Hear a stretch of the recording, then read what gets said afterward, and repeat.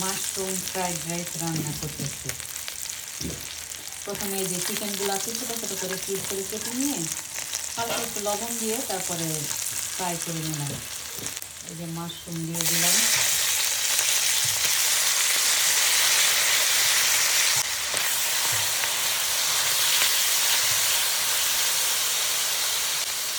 Fried রাইসের মধ্যে পেঁয়াজ একটু বড়ো বড়ো করে দিলে ভালো লাগে, তাছাড়া দিলেও চলে না দিলেও চলে।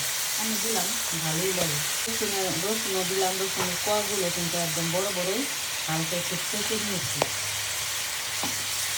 এই ছাতা দিয়ে একটু ছোটো করে নিলাম, রসুনটা একটু বেশি কেটে দিই।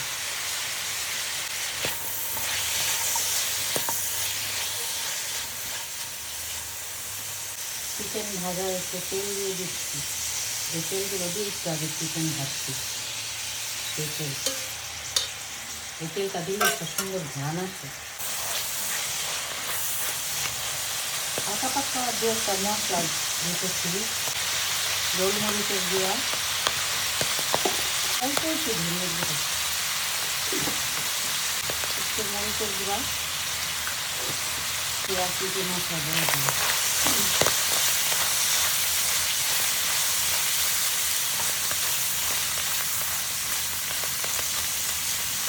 পেঁয়াজটা কষ্টটা থাকতে থাকতে কিন্তু এটার মধ্যে রাইসটা দিয়ে দিতে হবে। এখন এই যে ডিম ভেজে রাখছিলাম প্রথমেই, ডিমটা দিন এখানে।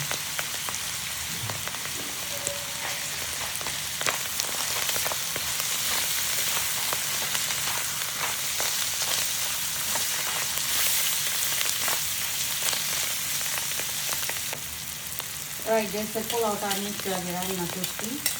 পোলাও চাল সিদ্ধ করে নিয়ে নেই, একদম সরাসরি পোলাও রান্না করছি, ঝরঝরা একটা পোলাও। দেখতে পাচ্ছেন একদম পুরাই ঝরঝরা, দেখেন। আমাদের কাছে আর রান্না করে ফ্রিজে রাখা দরকার নেই, এভাবে পোলাওটা রান্না করে নিলে একদম পুরা ঝরঝরা থাকে। আমার আবার এইভাবে রান্না করতে গেলে বলছি ভালো লাগে। সব কিছু এখন মশলা আসতে মিশাবো।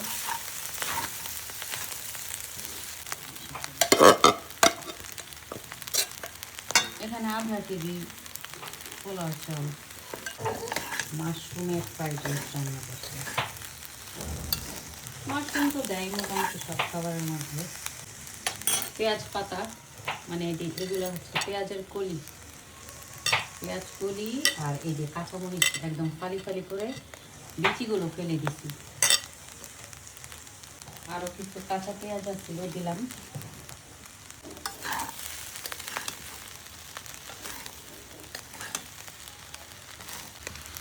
এটা হচ্ছে ফিশ সস, অল্প অল্প করে দিই, দেখি কতটুকু লাগে। এই হচ্ছে টমেটো সস,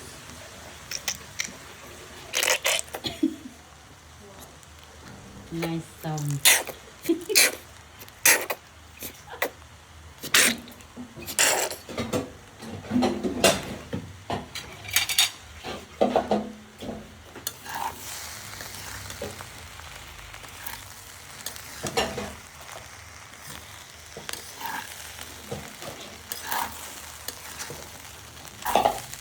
এখানে আর কোনো ইনগ্রেডিয়েন্টস দিব না, একদম সিম্পল যা দিচ্ছি অনেক দিচ্ছি। এখন লবণটাকে টেস্ট করে ভালো করে একদম নাড়াচাড়া কুইরা তারপর নাড়াতে সব কিছু যেন একটু কষ্টটা থাকে, ভালো করে মিক্স আপ করে নিই। মিক্স করে একটু দেখি এটা টেস্ট কেমন হয়েছে, দেখি তো টেস্ট লবণ লাগতে পারে। বিসমিল্লাহ, এই যে লবণ, এই যে চিনি দিলাম। এখন ভালো করে নাড়াচাড়া দিয়ে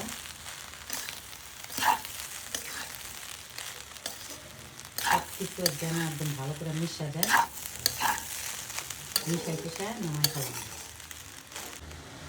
সামনে থেকে দেখাই কেমন হচ্ছে।